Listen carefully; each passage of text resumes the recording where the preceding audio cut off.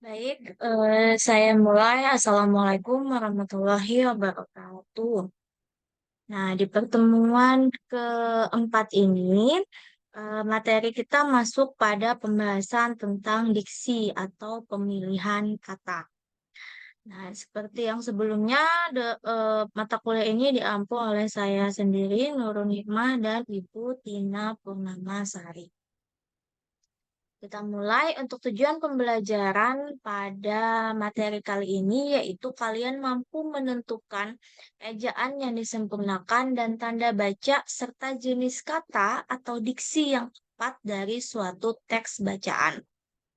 Jadi ini tujuan pembelajaran yang diharapkan dapat kalian bisai atau yang akan kalian pelajari dari materi ini.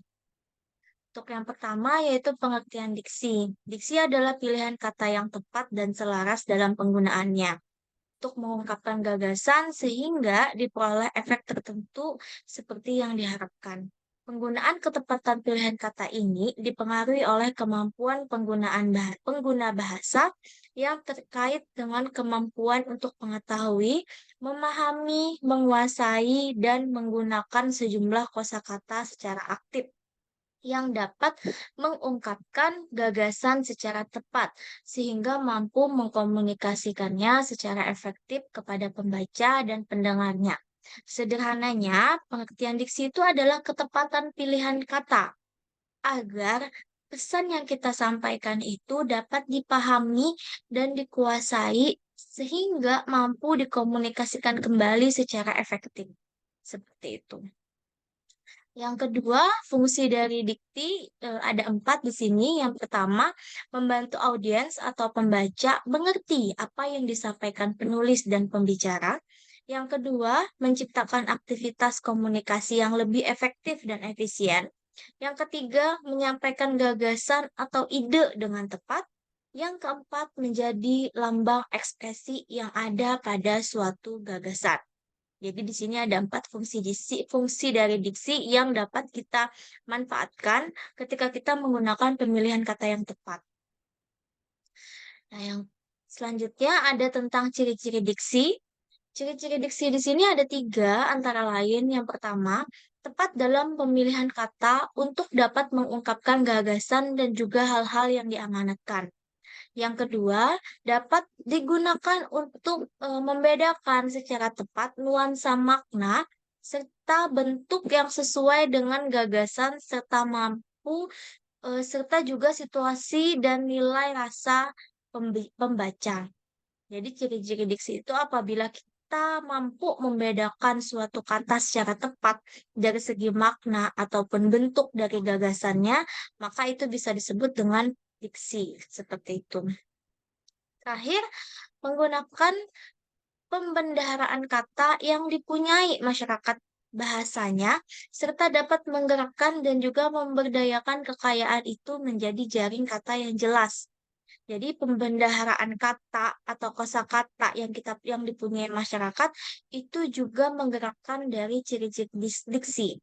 Jadi gunanya adalah untuk memberdayakan kekayaan kata dari berbagai macam lapisan masyarakat seperti itu. Selanjutnya tujuan diksi di sini adalah untuk memperoleh keindahan guna menambah daya ekspresivitas.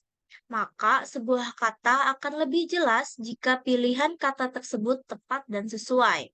Ketepatan pilihan kata bertujuan agar tidak menimbulkan interpretasi yang berlainan antara penulis atau pembicara dengan pembaca atau pendengar. Sedangkan kesesuaian kata bertujuan agar tidak merusak suasana. Selain itu, fungsi untuk menghaluskan kata dan kalimat agar lebih terlihat indah. Jadi tujuan diksi itu adalah untuk memperoleh keindahan daya ekspresivitas ketika kita mengungkapkan, serta akan lebih jelas ketika kita memilih diksi untuk bertujuan agar tidak menimbulkan interpretasi yang berbeda atau makna yang berbeda ketika si penulis menulis suatu kata dan kata itu jelas gitu diterima oleh si pembaca. Nah, maka itu adalah tujuan dari diksi. Selanjutnya, jenis diksi berdasarkan maknanya. Jenis diksi berdasarkan maknanya di sini ada dua, makna denotatif dan makna konotatif.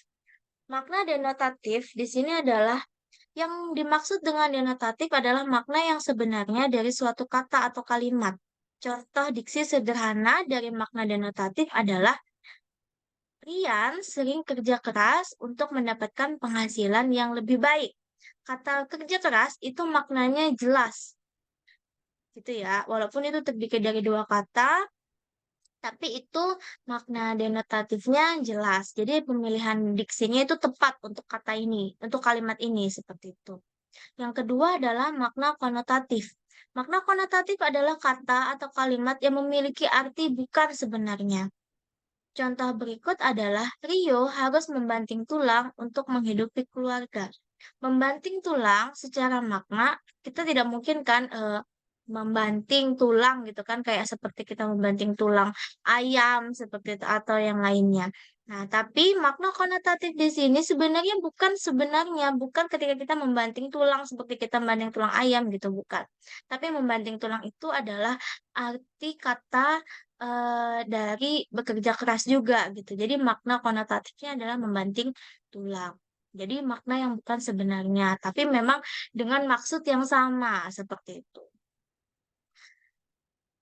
Kemudian selanjutnya jenis diksi berdasarkan leksikal. Yang pertama sinonim. Kita tahu ya sinonim adalah kata yang mempunyai arti yang sama dengan kata yang lain. Contoh bahagia, senang, matahari, mentari, cantik, elok gitu. Yang kedua antonim.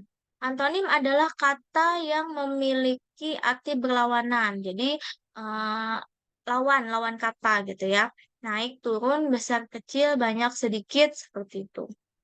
Yang ketiga adalah homonim. Adalah kata yang memiliki lafal dan ejaan yang sama, namun artinya berbeda. Contoh, bulan itu terlihat bulan penuh malam ini. Nah, kata bulan di situ sebenarnya sama, namun ejaannya itu sama, namun artinya berbeda. Itu bulan penuh itu maksudnya bulan purnama ya. Yang kedua itu contohnya semua karyawan mendapatkan gaji setiap bulan. Nah, bulan yang kedua itu bulan dalam hitungan kita tahun gitu ya. Tapi kalau bulan yang pertama yaitu adalah bulan yang ada di langit seperti itu. Yang keempat adalah homofon. Kata yang memiliki ejaan dan makna yang berbeda namun lafal yang sama. Maknanya beda, ejaan dan makna yang berbeda namun lafalnya sama. Yang pertama, Anton menabung uangnya di bank secara rutin.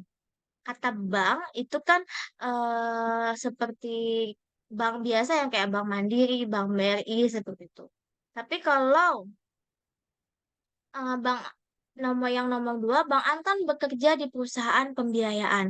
Perusahaan pembiayaan itu eh bukan bank di situ ya. Kata banknya itu bank yang kedua itu eh apa? Bang Anton bekerja di perusahaan pembiayaan. Nah, di sini Bang Anton bekerja di perusahaan pembiayaan. Perusahaan pembiayaannya itu kata lain dari bank ya, seperti itu. Selanjutnya, jenis diksi berdasarkan leksikal. Ini lanjutannya dari yang tadi.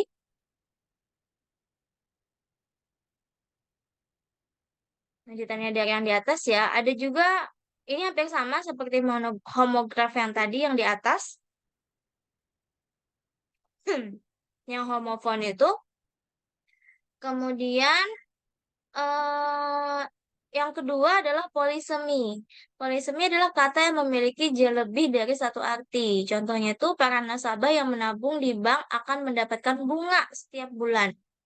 Nah, jadi kata yang lebih memiliki satu arti itu seperti bunga gitu ya. Bunga itu kan kayak kita gitu kayak seperti tanaman. Tapi kalau di sini namanya kata bunga itu adalah kata yang memiliki lebih dari satu arti. Bunga itu bisa bunga di bank gitu ya, atau bisa juga bunga tanaman. Yang ketiga adalah hipermin adalah kata yang dapat mewakili banyak kata lainnya, sedangkan hiponim adalah kata yang dapat mewakili terwakili oleh kata hipermin. Contohnya di sini, di kebun binatang itu terdapat banyak binatang liar. Misalnya, misalnya gajah, singa, buaya, rusa, dan lain-lain. Nah, jadi dan lain-lain itu adalah kata yang dapat mewakili banyak kata lainnya seperti itu. Selanjutnya, persyaratan dalam ketepatan diksi di sini ada banyak, ada 6 ya. Menurut Goris Keraf, jadi yang pertama adalah penggunaan kata konotasi dan denotasi secara cermat, penggunaan kata sinonim atau hampir sama dengan makna secara cermat, kemudian penggunaan kata kerja pada kata depan harus secara idiomatis.